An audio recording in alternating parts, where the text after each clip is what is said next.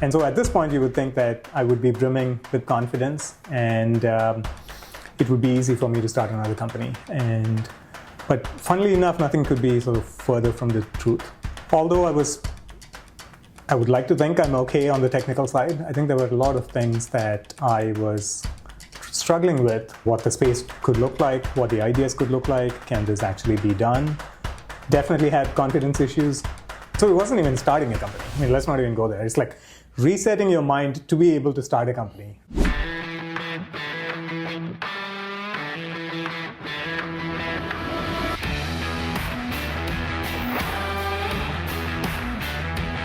From Foundation Capital, this is B2B as CEO, a podcast about the startup journey, about going from idea to IPO, and growing from a founder into a CEO.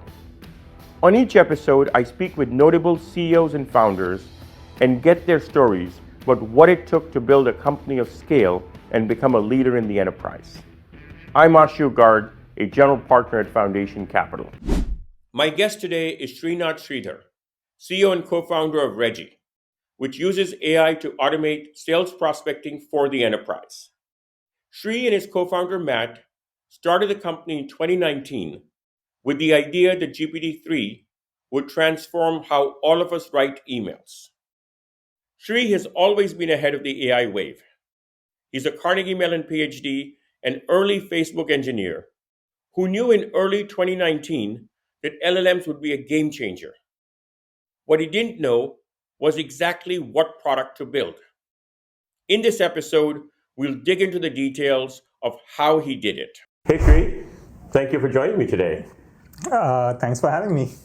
You know, I was just remembering how we met in, I think it was August of 2019. Ashutosh Garg from Eightfold had connected the two of us, and we met in sort of the coffee bar, which was at the time actually a new place in Menlo Park. It was the cool new place in Menlo Park. My initial meeting for meeting you was that, investors, I don't want to stereotype, but maybe we can stereotype just for fun. But there are investors who have, let's say, this veil of an affront, and they are, you think of your typical MBA investor who's very smooth, like very put together, salesy, yeah, and put together. Yeah. And you are none of that. And so it was very different. And so I didn't know what to make of it. So on one hand, I was having this impression that, wait a minute, this person is like not necessarily... doesn't fit the mold. Doesn't fit the mold, is very curt, is very to the point. But then on the other hand, it was also refreshing because I was very open and honest. There was like nothing to hide, nothing to talk about. I don't have to be smooth. I don't have to put on a sales hat. We can just talk about stuff.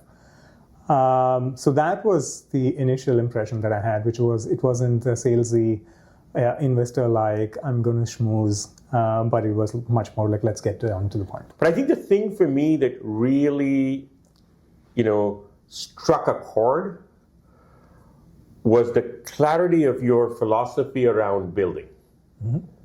Like it was clear that there was an arc of the curve between the work you had done in your PhD at Facebook, at Bloomreach and Onera, and very quickly in the conversation, sort of, even though it was at a coffee shop, you were talking about I could build X, I could build Y, we got down to brass tacks in a way that is very rare. I would call you at 10 p.m. at night on Saturday mornings. We were having this very high bandwidth conversation, iterating around the idea, which took many, many versions. But that dynamic for me is actually the most fun part of this job. There's a lot of joy in being a small part of that creation process, which is my favorite memory of those early days. Investors, most of them, want to invest in a company when the train is just about to leave. Mm-hmm. And then everybody tries to pile on. That is basically the time when I've seen most investors wanting to invest. This was definitely a time where I think you were helping to build the train to make it leave. I could even argue it was a premature investment. So I thought it was it was too early. But it was definitely building the train together as opposed to waiting for the train to leave the station. You were still wrapping up your stint at Onera, and at the point you were, there was no specific idea or product in mind, but you had such a compelling vision for how the world would change with LLMs, and in particular, sort of GPT-2 had just launched. And so the conversation was less about you or me or Onera. Usually we spend a lot of time talking about our history, and we sort of fast forward immediately sort of to talking about what would the world look like with GPT-2. That was definitely a moment where computers went from not being able to string two sentences together until then to basically being able to string two sentences together. So I knew that from there on, engineers are really good at scaling things. So if it's possible to string two sentences together, then it was kind of clear that you can create a paragraph from it. Then it was kind of clear that you can write a blog from it, you can write an email from it, you can actually write an entire essay from it. And then engineers will keep pushing to write an entire book from it. So I think the key moment there was that for the first time, computers could literally string two sentences and actually make some sense out of it. And especially by the time GPT-3 came out, it was very obvious that it was a game changer. And it's just a simple concept that up until that point, we really could not do any large text generation. I mean, forget even text generation. Even if you look at natural language processing or understanding, it was all hand-coded, it was brute force. State-of-the-art was, I have nothing against Grammarly, but if you look at state-of-the-art grammar understanding, it's basically, it would just compute the list of 4-word frequencies, and then a human would basically go in and say why a series of 4 words is less frequent than the other series of 4 words, and why that's a mistake. That was state-of-the-art. And so it was suddenly this concept where you don't have to teach computers any grammar, you don't have to do any of this frequency counts, and it can actually understand grammar by itself. And so once you knew that it could do 2 sentences together, then we knew that you can scale it up. And it was so early because I had actually not heard about GPT-2 until then. I knew OpenAI and I knew they had some products, but I had never really sort of thought much about it. And all the work I had done until then was with proprietary LLMs like BERT, which had been forked and people like Eightfold were using. So definitely remember that as a turning point. But the even more fun part was how you started from this insight. GPT-2 can string 2 sentences together and the performance curve with engineering will be exponential, to how you eventually got to what Regie is today. Talk me through sort of the story. For you, what was that journey like? Where were you then? And what was, you had just wrapped up Onera, your last startup. Before that, you had worked at Bloomreach. Before that, you had worked early at Facebook. So what was driving you to start another company? When you reel off my profile, it looks very strong. I did a PhD in computer science from the top school in the country, gotten into Stanford and Harvard as well, had the chance to work at Google, Yahoo, Facebook, saw a company from scratch to $500 million in valuation, which was in the AI space. Mm-hmm. And then started a company that had a pretty decent outcome, also in the AI space. And so at this point, you would think that I would be brimming with confidence and it would be easy for me to start another company. But funnily enough, nothing could be sort of further from the truth. Although I would like to think I'm okay on the technical side. I think there were a lot of things that I was struggling with to see if I can start another company. What the space could look like, what the ideas could look like, can this actually be done? And it wasn't actually an easy start. And definitely had confidence issues. And that's one of the main things that I think I found that you had helped people go from this -1 to 0 standpoint. So it wasn't even starting a company. Let's not even go there. It's like resetting your mind to be able to start a company. That was even hard. You'd been an early engineer, a very early founding engineer, a technical co-founder, but that leap from technical founder to the CEO, it's a leap. And like most people, you were asking yourself, what am I going to do? Will I be able to do it? Am I the right person? And if you fast forward today, and say, now it's been what, give or take 5 years plus minus. What are the aspects of that journey that you remember most fondly? So in terms of Regie itself, like you said, at the beginnings, first of all, it was clear that the differentiation for Regie was going to come from AI. And my background is in AI. Onera was an AI supply chain company. Bloomreach was an AI marketing tech company. So the differentiation was clearly going to come from AI. And so then the question was, what space do we apply this to? And even that wasn't clear. So let's assume that we had GPT-2, we had BERT before that, and so on, and we could actually compose large pieces of text. So the big question there was, okay, what applications can we do with this? Yep. And so that was a pretty, I would say, tough initial 6 months to try to figure out how we take this piece of technology and apply it to a space. The notion of how do you compose an email, Google Autocomplete, which is a very incremental innovation, was the latest innovation. So that was one insight. What was the other insights? Well, there were a whole bunch of other problems that we tried to tackle, but on spaces outside of just this email composition. But on the composition, we were looking at task tracking within the Composer, autocomplete within the Composer. We had built a couple of Chrome extensions to do email analysis, all of that sort of stuff. Even today, I think a lot of these problems are unsolved. So for example, search is still pretty broken on emails. Regie is a single box that can basically come in and automate pipeline generation for B2B enterprise companies. If I want to go raise money, and I want to actually see my inbox and ask the question, who are the investors who have reached out to me in the last 6 months? There's no email search. There's no solution to that. Still there. Yeah, it's unbelievable. And the technology is there. Like, we can absolutely power that search today, show you the list of investors, or show you the emails that you've got in the last 6 months from an investor, but it doesn't exist today. The obvious applications that you can think of once you realize that text was going to be an important part of it is, one is on the Composer side. It was very clear that, if you really think about it, the Composer hasn't changed in a long time in emails. The state of the art was Google auto-completing, and it would auto-complete only the word that you're literally typing right now. That's it. No sentences, no paragraph, nothing.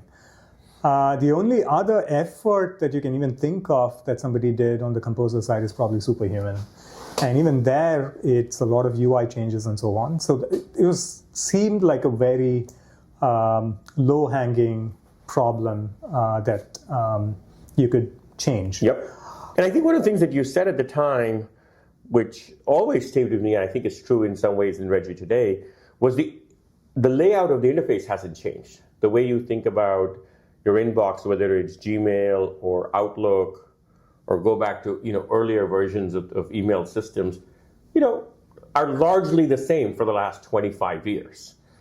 And so prioritizing, aggregating, responding were all very manual and sort of almost a last in, first out model, which AI could completely change and has changed for Regie's users. So you'd identified email, you'd identified that the Composer part was the wedge. If I recall correctly, your initial product was, can I improve email for sales and marketing people, specifically salespeople who are routing contracts and have, task management, light task management.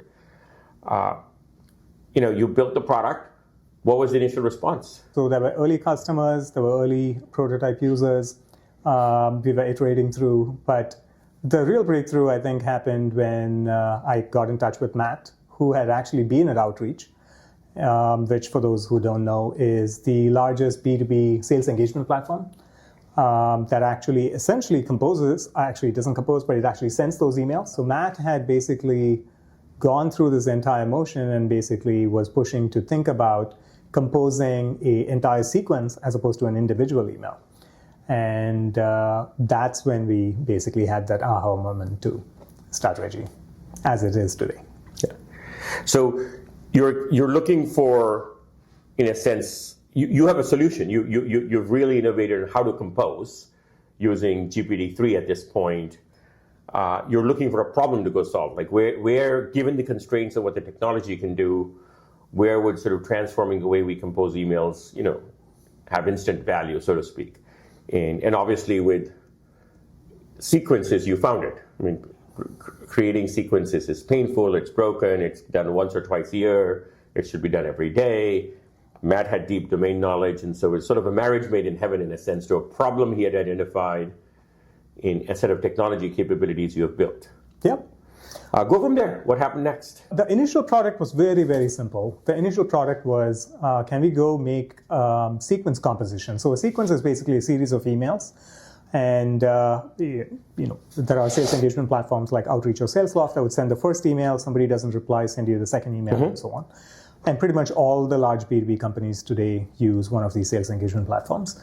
And the initial product was, how do we compose a series of these emails that can actually be exported into Outreach for them to execute? So it's very similar to the olden days of asking a set of questions to GPT-3 at this time. And GPT-3, instead of spitting out a blog or an ad or an essay or a book, it would spit out a sequence of emails. Yep. These emails would just get exported to Outreach. And so that was the initial product. It's a very simple product. Initially, at the time, so this is still pre-ChatGPT days. Yep. Well before ChatGPT. So the market wasn't even aware that this was doable. Half the time we would get laughed at saying that, it would spit out gibberish and it would make no sense. And we had to really educate the market that this is actually now possible. So it was a very interesting time. Pre and post ChatGPT. Pre ChatGPT, we had to educate the market. Post ChatGPT was the exact opposite. So you've met Matt, you've built out this MVP product that is, auto-generating sequences. And as you were showing it to customers, it really literally felt like they were seeing magic. And customers were starting to roll in. But let's start there from that moment and talk through your journey of building what Regie is today, maybe step by step. So from that first step, from sequences generation, you're getting these customers, what did you do next? Yeah, the interesting thing is, simultaneously as we were building this, the state of the art of LLMs were also changing. Yep. So it was a very unique situation where we were not just building our product, but the underlying technology was also changing. And it was changing pretty rapidly at that. And the world was also taking notice of it. And that is the pre-ChatGPT time and the post-ChatGPT time. And so for us, we had a pretty clear head start in terms of building sequences with AI. Nobody paid any attention to it at the time. There was no question of somebody else building the exact same thing. Because nobody else. It just wasn't that cool. It wasn't. Nobody knew about it to begin with. And so for us, we started out there. Retrospectively, in hindsight, 2020, if you knew that GPT-4 was coming out, and if you knew that the ChatGPT was coming out, and if you knew the entire world was going to change, we would have, I think, built out the current product as it is, as opposed to the product that we built initially. But life is that's life. Yeah. And you start small and you keep building. So we built sequences initially.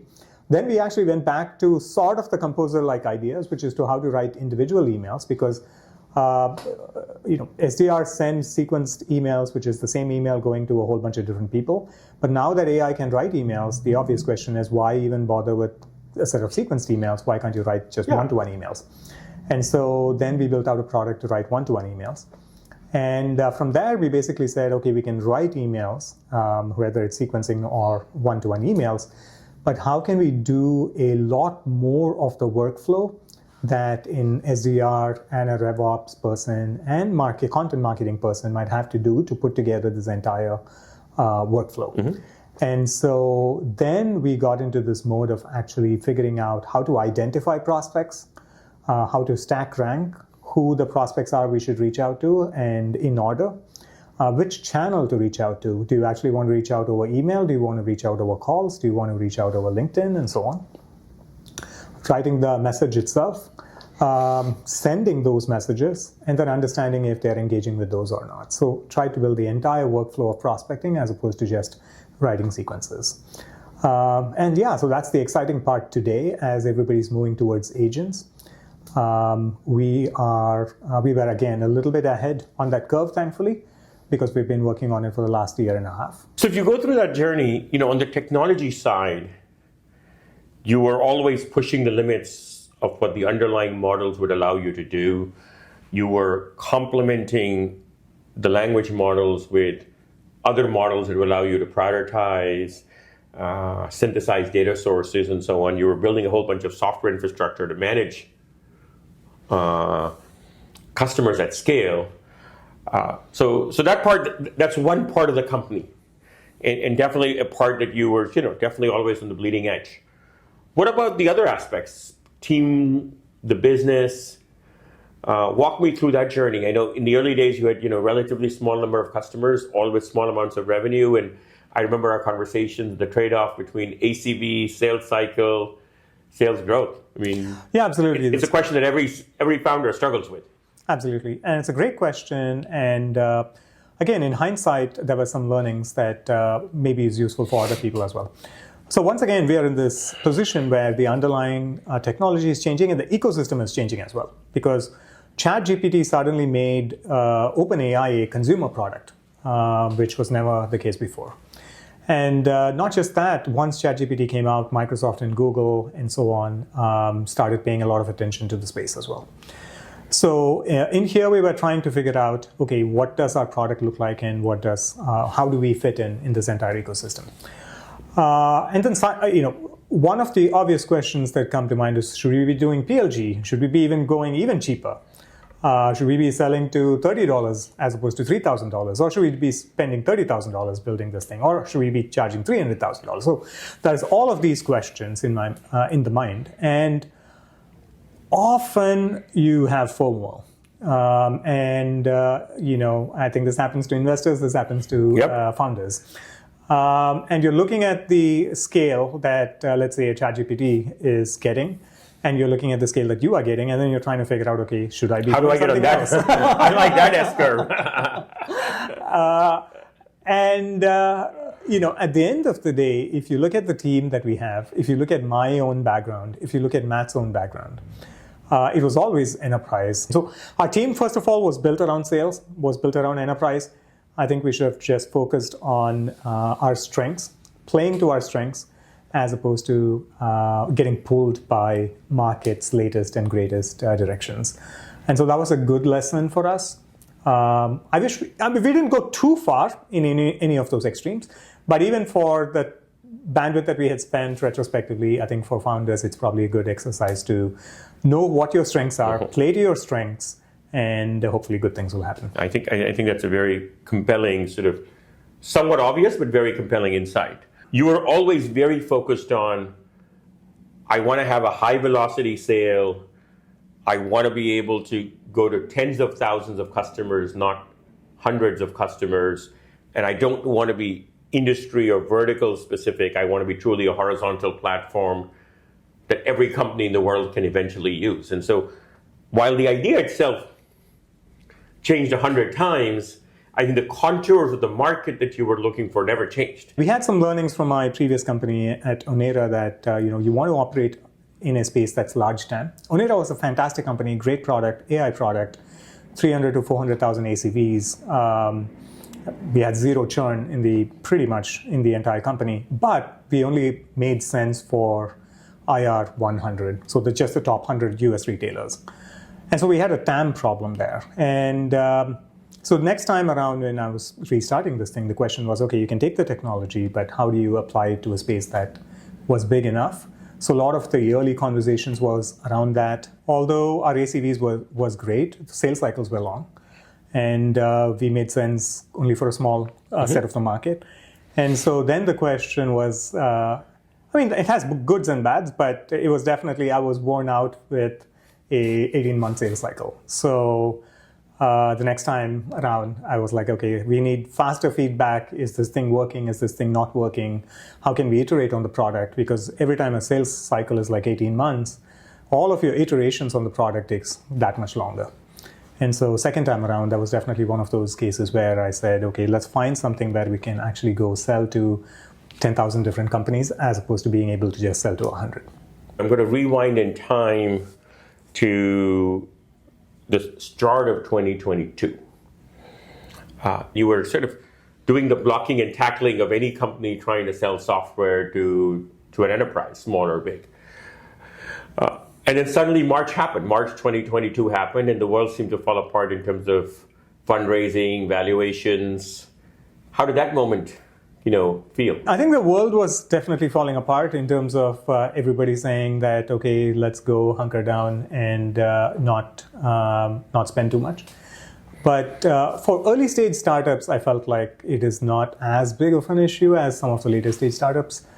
At the end of the day, hopefully, and this was definitely true for us, you're a drop in the bucket in terms of the market. So you have to do some more work, but your market is so small, your penetration of the market is so small, hopefully in an extremely large market, that I felt like it wasn't a huge issue for us.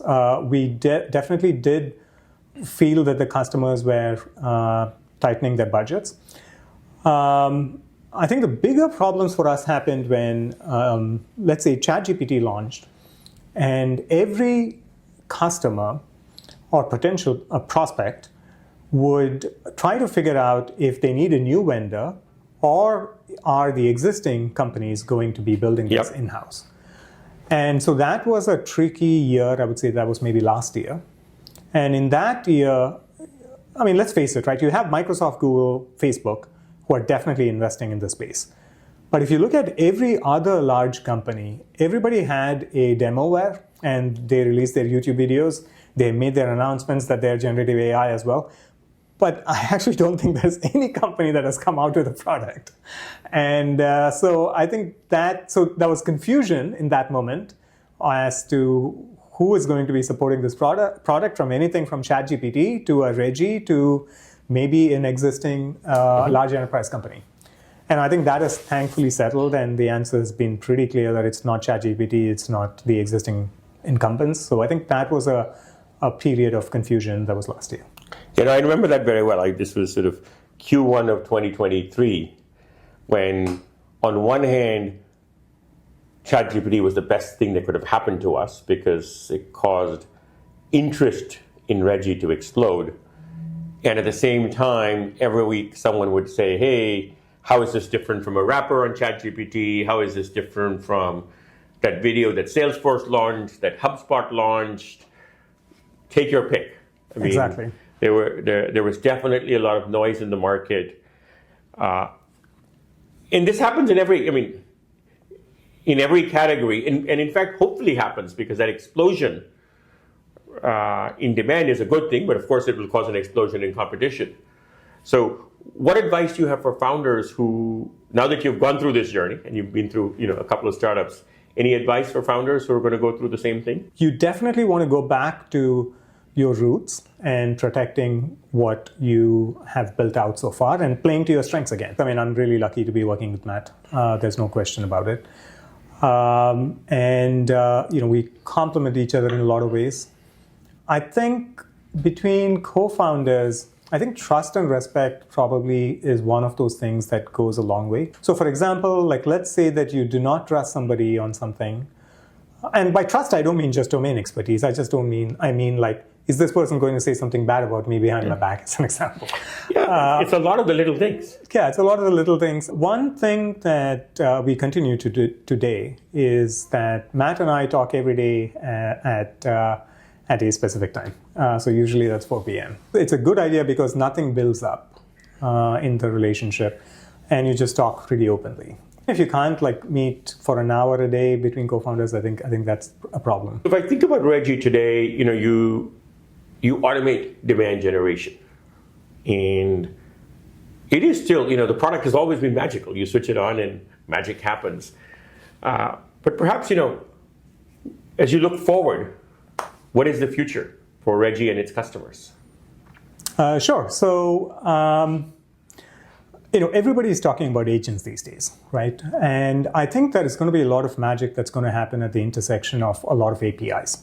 So if you think of Regie, So we have to integrate with an API that can provide third-party data, meaning I can actually get the email address and phone numbers of different individuals.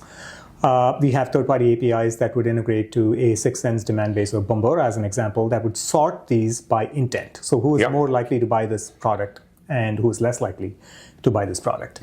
And then, of course, we have APIs to ChatGPT, as an example, to actually compose the message and write the message itself.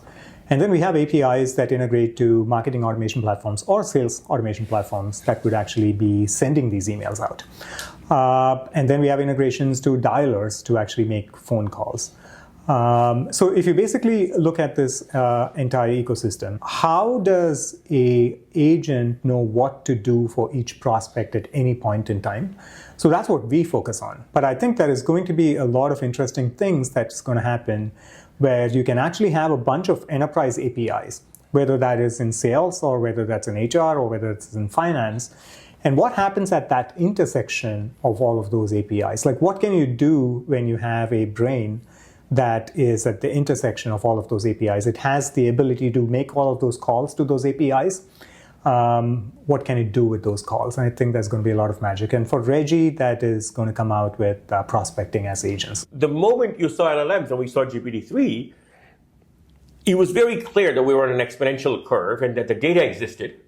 The world's knowledge had not yet been processed by GPT-3, and as GPT-4 would begin to process all of the knowledge and information and text in the world, it was not hard to imagine. It was still imagining, but you could imagine that one day this thing will write books like Shakespeare.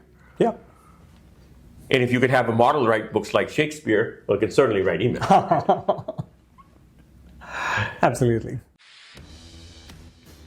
That's our show for now.